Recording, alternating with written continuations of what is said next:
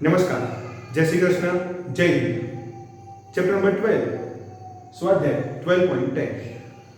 એક કાર્બનિક સંયોજન તમને આપેલું છે જેનું મોલેક્યુલર ફોર્મ્યુલા આપેલું છે C9H10O. તમને એવું કહ્યું છે કે તે 2,4-DNP વ્યુત્પન્ન આપે છે, ટોલેન્સ પ્રક્રિયાનું રિડક્શન કરે છે, કેનિઝારો પ્રક્રિયા આપે છે અને ઉગ્ર ઓક્સિડેશન કરતા બેન્ઝીન 1,4-ડાયકાર્બોક્સિલિક એસિડ આપે છે.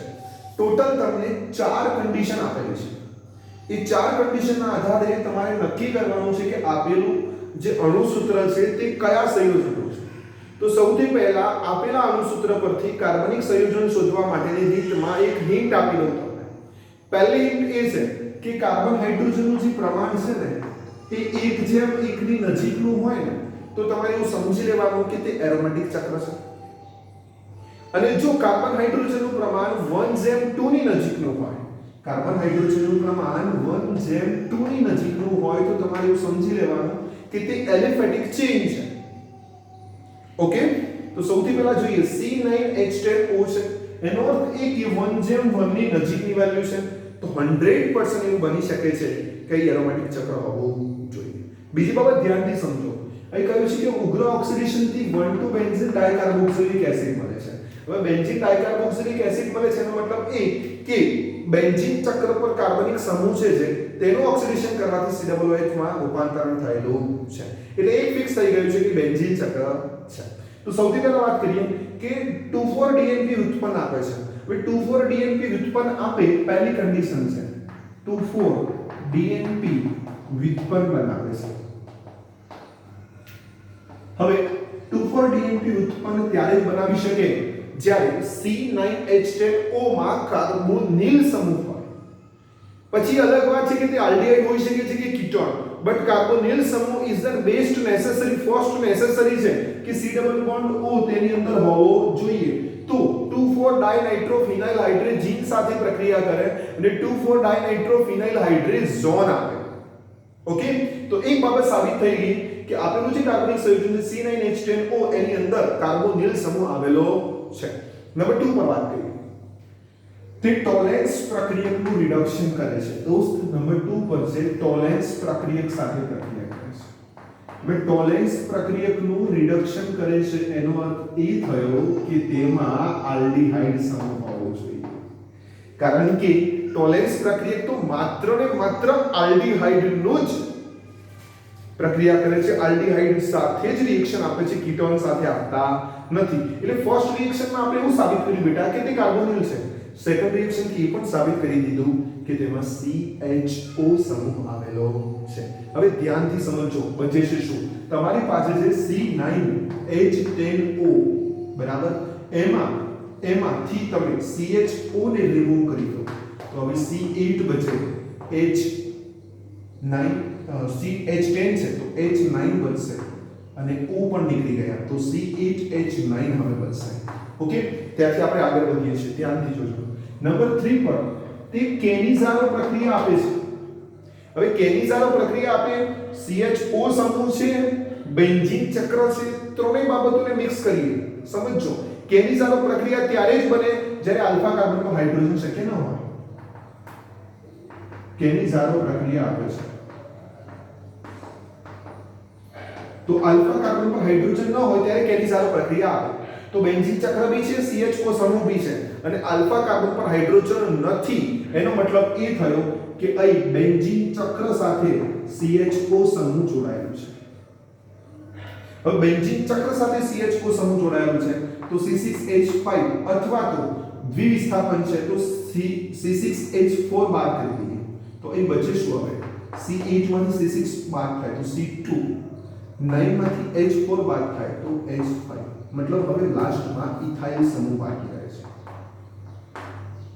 ઓકે, દ્વિવિસ્થાપ C6H4 કેમ બાદ કર્યું? કારણ કે 1,2 બેન્ઝીન ડાયકાર્બોક્સિલિક એસિડ મળે છે, દ્વિવિસ્થાપન છે, એનો મતલબ C6H4 હોવું જોઈએ.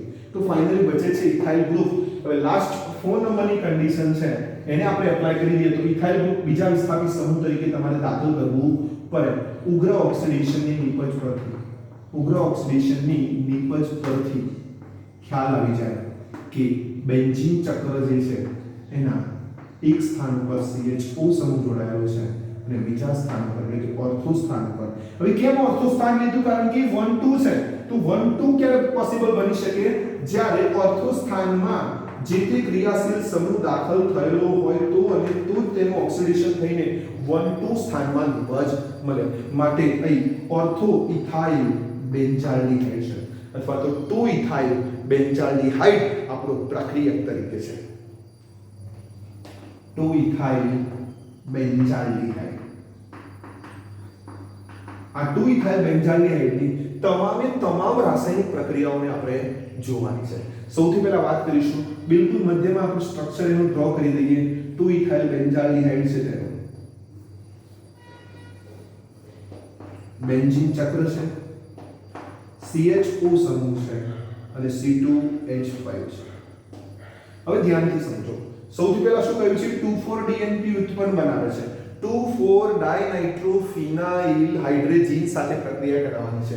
2,4-ડાયનાઇટ્રોફિનાઇલ હાઇડ્રેજીન સાથે તેની પ્રક્રિયા કરાવવાની છે. ધ્યાનથી સમજજો.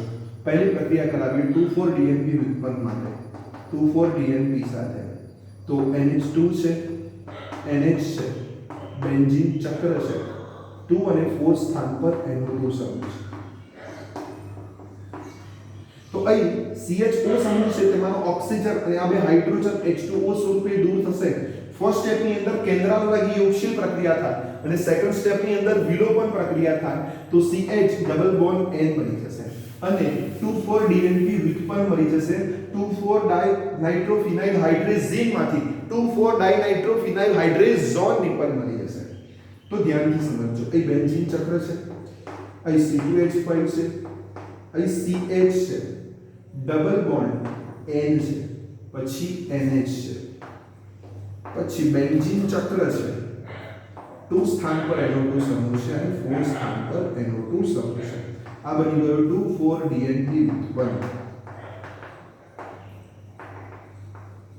ઓકે. નંબર 2 પર છે તે ટોલેન્સ પ્રક્રિયક સાથે રાસાયણિક પ્રક્રિયા કરીને રિડક્શન કરે છે. ટોલેન્સ પ્રક્રિયકનું.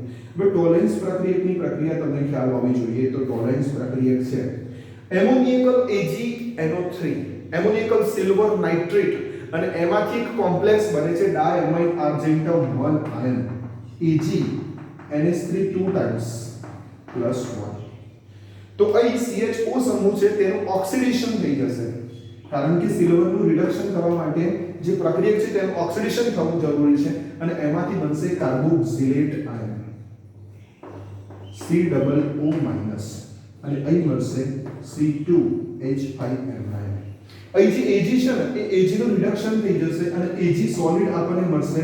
જે બી કસ મળી હશે તેની સપાટી પર દેખાશે રજત દર્પણ.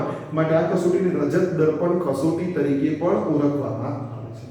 હવે Ag નું રિડક્શન થઈને Ag મળી ગયા 1 ઇલેક્ટ્રોનનો ફેરફાર છે.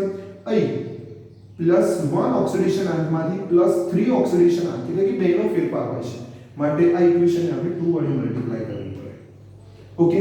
નંબર 2 બેઝિક માધ્યમ અહીંયા આપવું છે. એમોનિયા 2 * 2 તો 4 એમોનિયા આપણને દૂર થશે, પ્રાપ્ત થશે 4 એમોનિયા. ઓકે.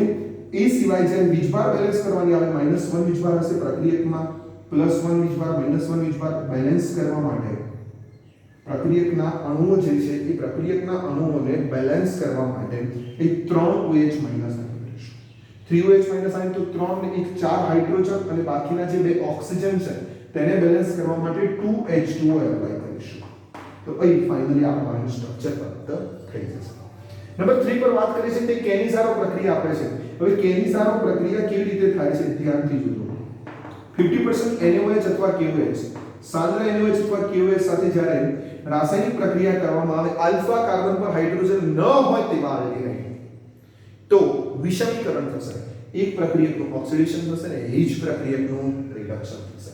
તો CHO છે તેનું ઓક્સિડેશન થઈને આપણને મળશે COOH બટ અહીં બેઝ હાજર છે તો COONA થઈ જશે, સોલ્ટ બની જશે અને એ C2H5 થશે. જોડે જોડે રિડક્શન થઈને આપણને મળશે CHO નું રિડક્શન થઈને મળશે CH2OH અને C2H5. એક સ્ટેપ આગળ વધીએ છીએ, ઓક્સિડેશન કરાવીએ છીએ, ઉગ્ર ઓક્સિડેશન. અને ઓક્સિડેશન માટે આપણને ખ્યાલ છે ઓક્સિડાઇઝિંગ એજન્ટ તરીકે ઉગ્ર ઓક્સિડેશન છે તો KMnO4 અને KOH બેઝિક માધ્યમ બરાબર સેકન્ડ સ્ટેપની અંદર H3O પ્લસ આયન જળ વિભાજન થઈ જાય તો આ જે બંને સ્થાન છે એ બંને સ્થાન પર તમને COOH સમૂહ પ્રાપ્ત થઈ જાય થેલિક એસિડ તમને પ્રાપ્ત થઈ જાય બેન્ઝીન 1,2 ડાયકાર્બોક્સિલિક એસિડ નિપજ તરીકે મળી જાય વધારાનો જે કાર્બન હતો તે CO2 સ્વરૂપે દૂર થાય અને એના સિવાય જે વધારાના હાઇડ્રોજન હતા તે H2O સ્વરૂપે દૂર થાય તો અહીં બેન્ઝીન 1,2 ડાયકાર્બોક્સિલિક એસિડ નિપજ થાય તો ફાઇનલી આપણને એ ખ્યાલ આવી ગયો કે 2 ઇથાઇલ બેન્ઝાલ્ડિહાઇડની આ ચાર રાસાયણિક પ્રક્રિયાઓ થાય 2,4-DNP વ્યુત્પન્નના આધારે C ડબલ બોન્ડ O સાબિત કર્યું ટોલેન્સ પ્રક્રિયકના આધારે CHO સમૂહ સાબિત કર્યું કેનિઝારો પ્રક્રિયા આપે છે આલ્ફા કાર્બન પર હાઇડ્રોજન નથી અને 1,2 બેન્ઝીન ડાયકાર્બોક્સિલિક એસિડ વ્યુત્પન્ન છે માટે બેન્ઝાલ્ડિહાઇડ સાબિત થયું અને ફાઇનલી 2 ઇથાઇલ બેન્ઝાલ્ડિહાઇડ સાબિત કર્યું ઉગ્ર ઓક્સિડેશનના અંતે બાકીના કાર્બન સંખ્યા રહેતી હતી એના આધારે તો ચલો ફટાફટ સ્ક્રીનશોટ લઈ લો જય શ્રી કૃષ્ણ જય હિન્દ